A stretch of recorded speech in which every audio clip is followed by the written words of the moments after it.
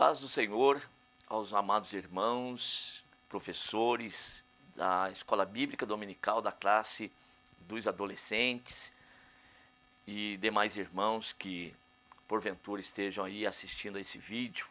E vamos juntos para a nossa lição de número 5 da nossa Escola Bíblica Dominical, classe dos adolescentes.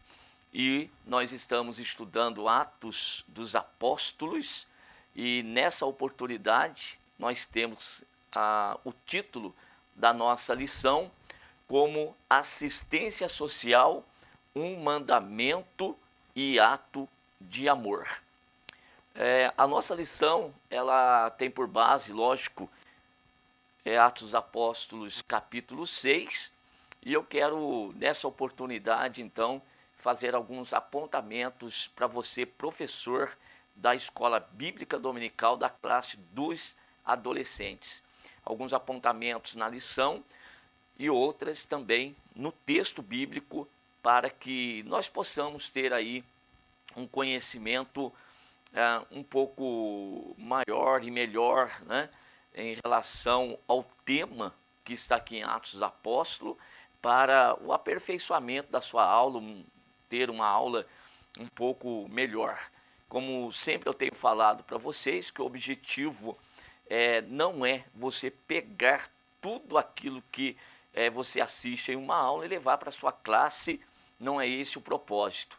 Aqui é para você ter um conhecimento um pouco maior, além do que a revista está dando para você, não que a revista seja superficial de forma nenhuma, mas um acréscimo para que você como professor possa ainda ter o seu pensamento aí ainda mais desenvolvido e evidentemente que lá na classe você ainda terá outras inspirações da parte do Senhor para a sua aula, tá bom? Então, a videoaula e mais a revista que você tem e mais a sua preparação, tudo isso aqui é uma soma de conhecimento que vai te auxiliar no momento da sua aula lá na sua classe. Então nós vamos aqui seguir a nossa aula. Texto áureo, e respondendo o rei lhes dirá: em verdade vos digo que quando fizestes a um desses meus pequeninos irmãos, a mim o fizestes. Mateus 25, 40. A nossa leitura bíblica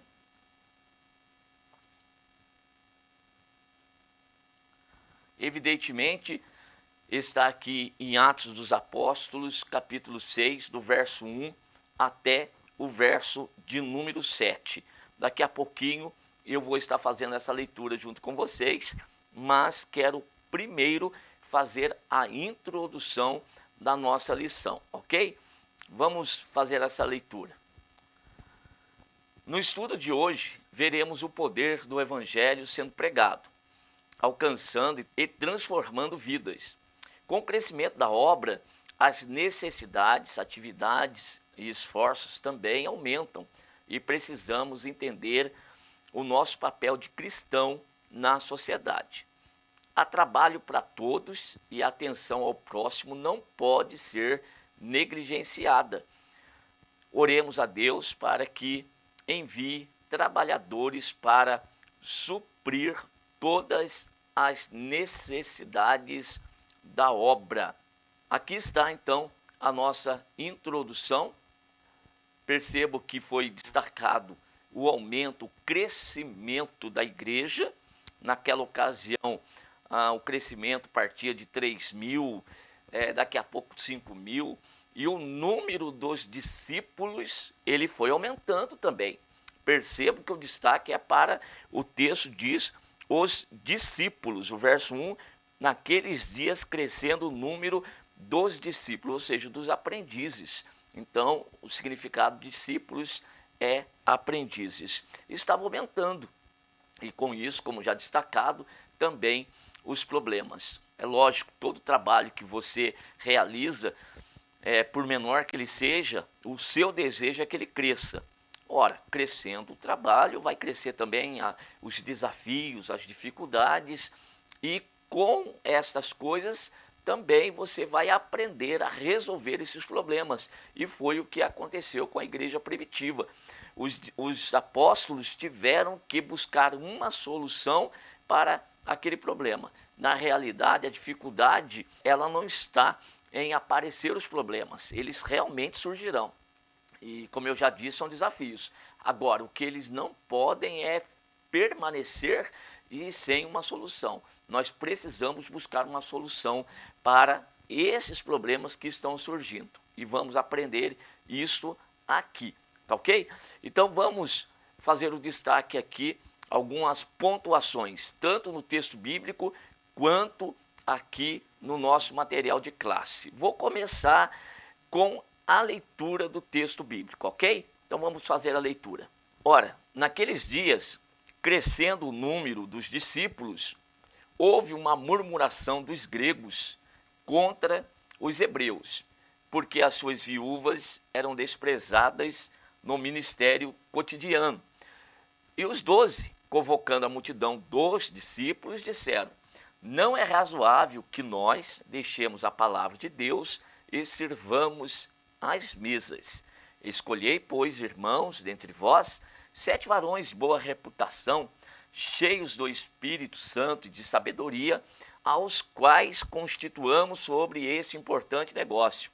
Mas nós perseveraremos na oração e no ministério da palavra.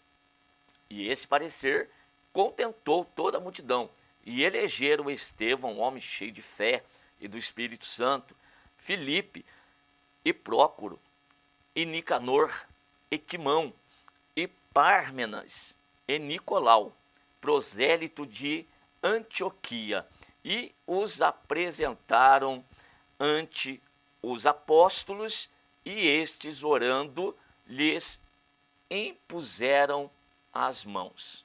Antes de destacar aqui no texto alguns pontos, agora vou fazer com vocês na revista que vocês têm. E o meu destaque no primeiro tópico. Qual é o nosso primeiro tópico? As dores do crescimento. Sim, o crescimento, ele causa dores, não é?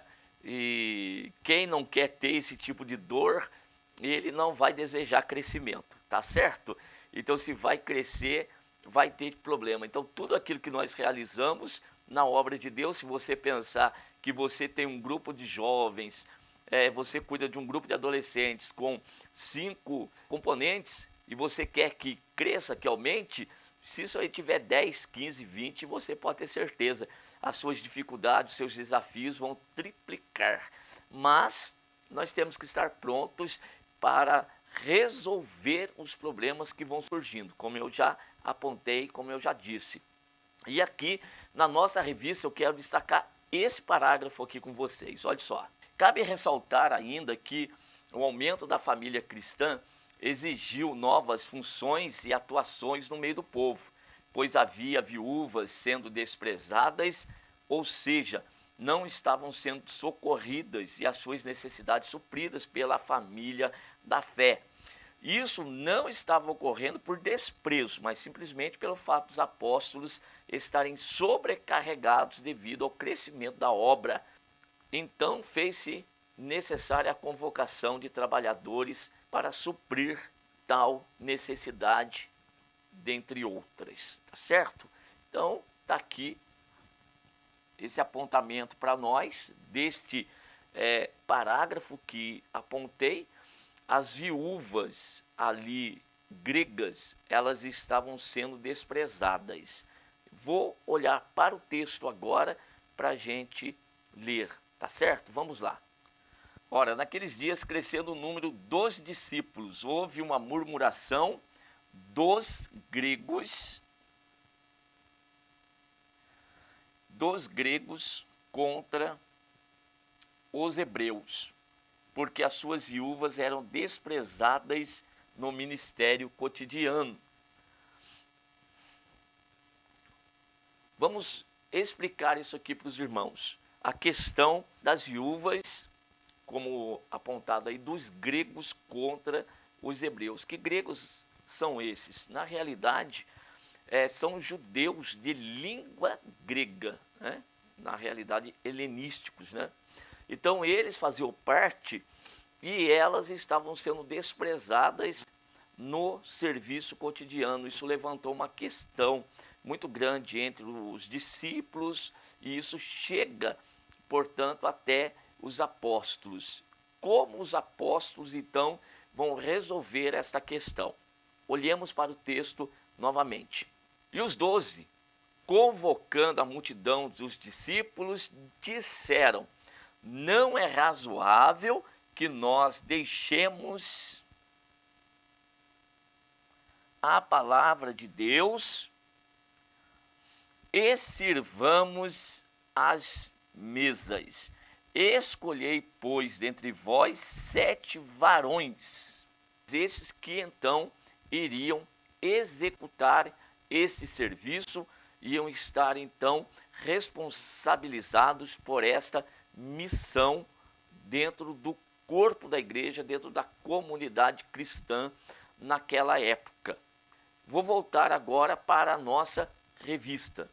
Dessa forma, nós entramos no nosso segundo tópico e nós temos aqui a instituição do diaconato. E nós vamos colocar aqui que diácono é aquele então que foi chamado para servir, tá? É a diaconia, é o trabalho do servo. Na realidade, todos nós exercemos a diaconia. Não é só o diácono, ele faz o serviço propriamente dito, né? Mas na realidade, todos nós devemos exercer a diaconia. E como a diaconia ela é então exercida? Aí sim, cada um vai ter a sua funcionalidade dentro da comunidade cristã, cada um tem a sua responsabilidade, cada um tem aí o seu trabalho que presta a essa comunidade. No caso aqui, nós temos um grupo de irmãos, 7 varões, que esses vão receber esse título de diáconos. Agora, os outros também não são servos? Também não exercem a diaconia? Também. Tanto faz ser evangelista, ser presbítero, ser pastor.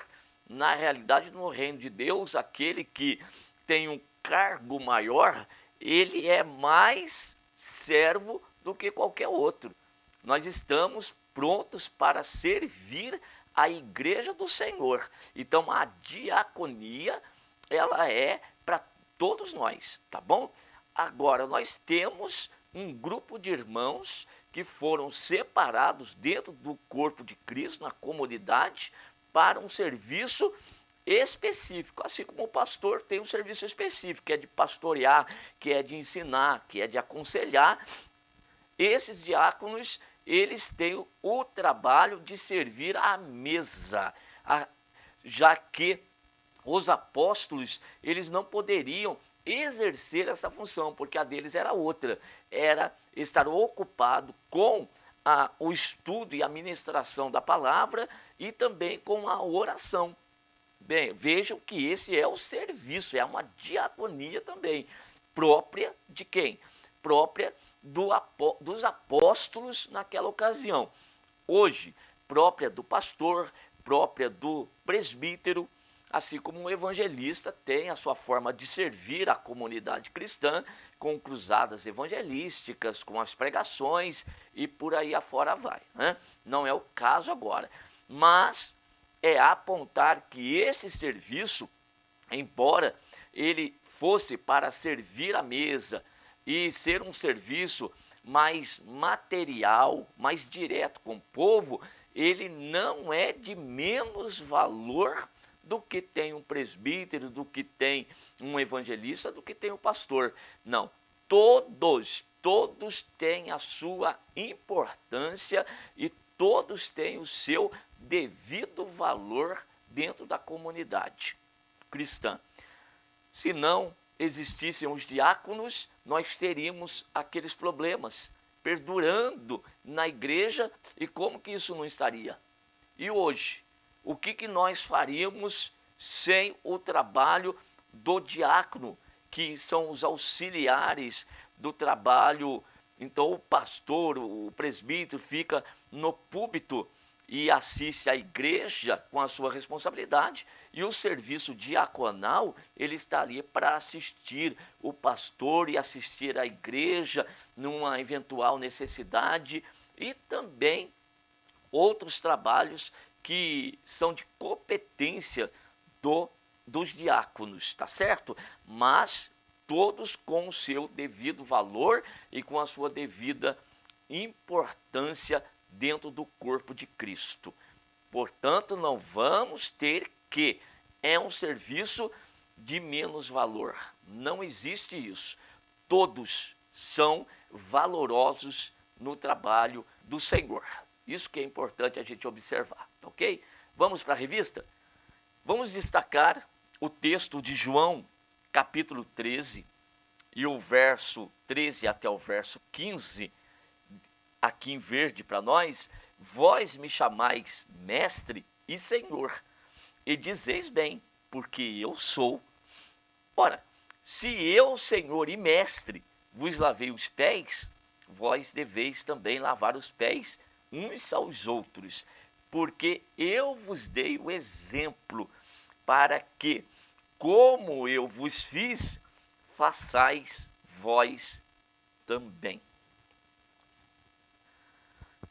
Versículo maravilhoso para corroborar aquilo que nós acabamos de falar.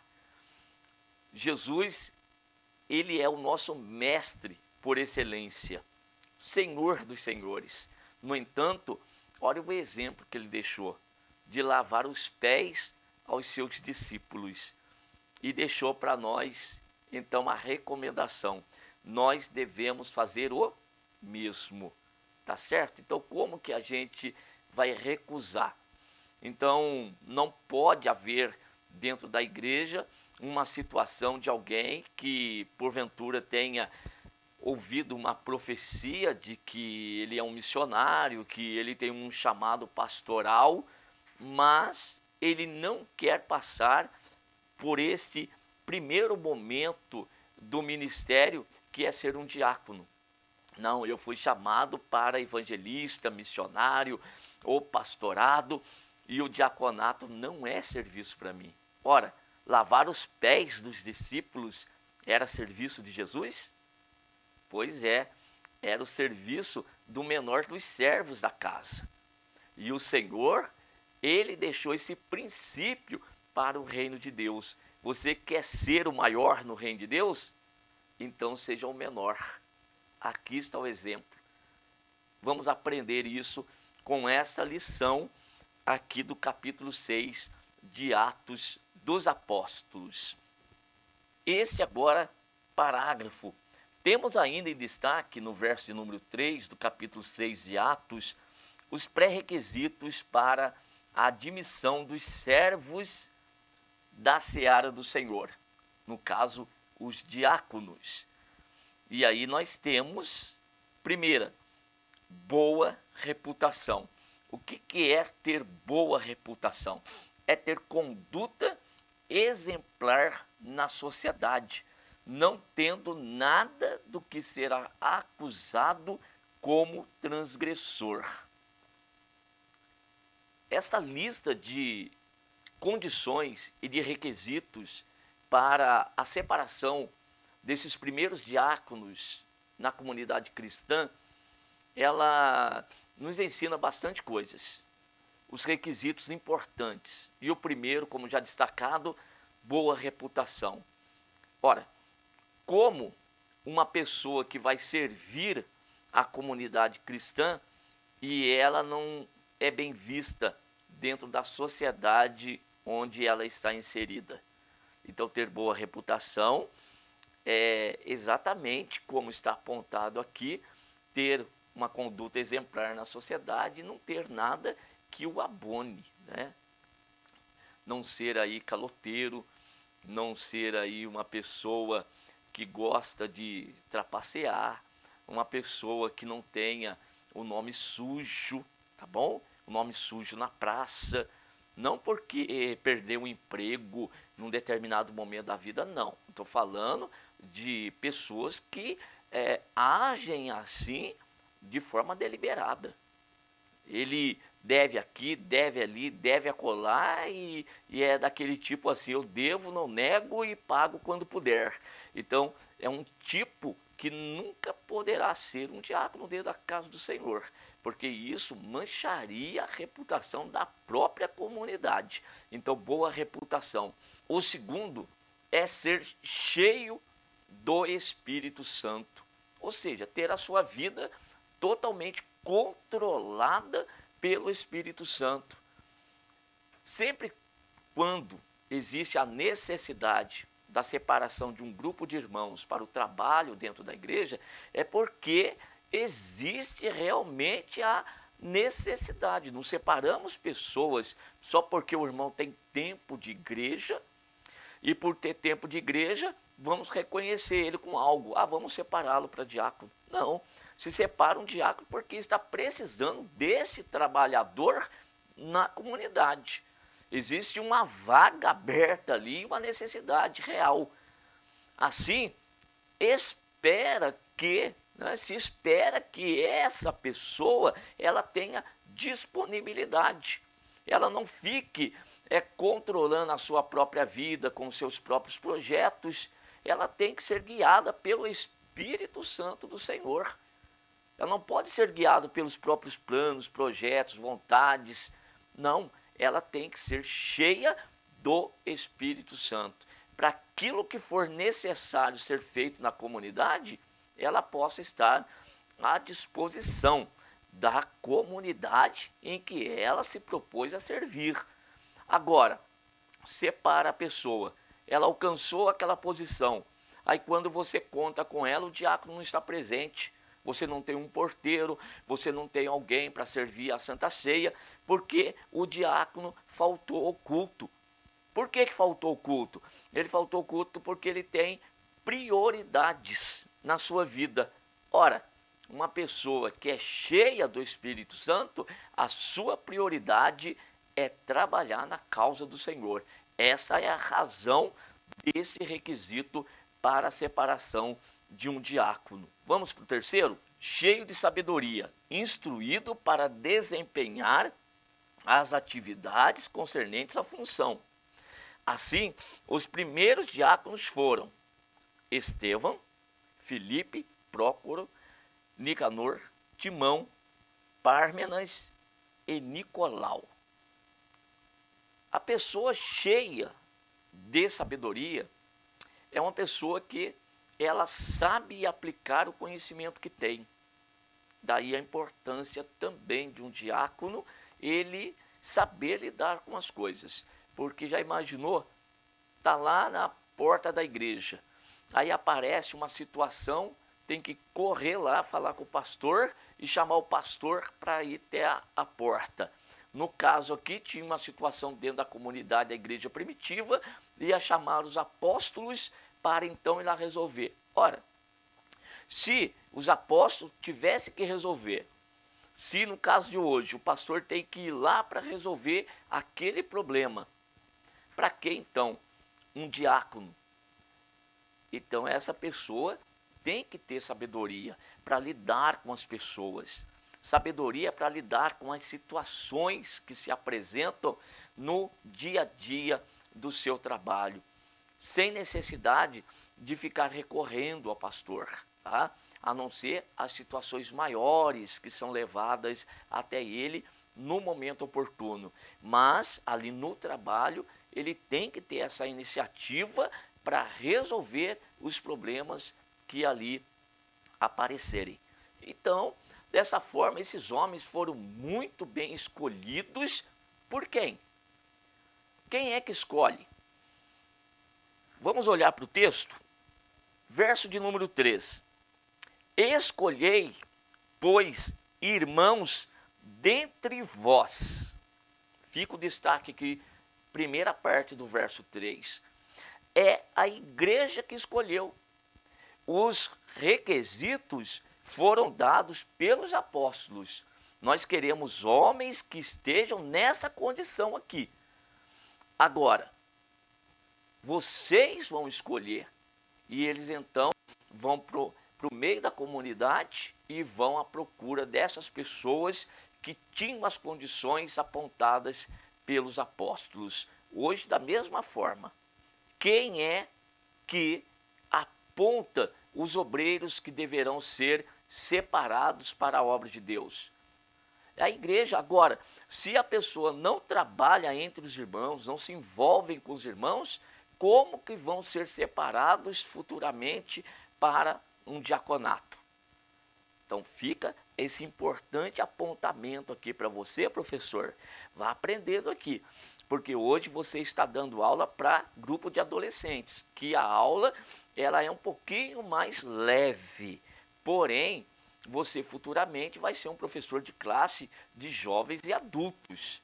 E daí você já está sendo orientado, instruído nesse particular aqui, ok? É importante que os irmãos já vão aprendendo isso aqui. Estar misturado com o povo, e quem aponta é a igreja, não é o pastor. O pastor dá as condições. Agora, a igreja aponta aqueles que devem ser separados. Esse é o correto de ser feito, porque aí tem a aprovação da igreja para aquelas pessoas. Ora, pode ser apontada de uma forma direta? Pode.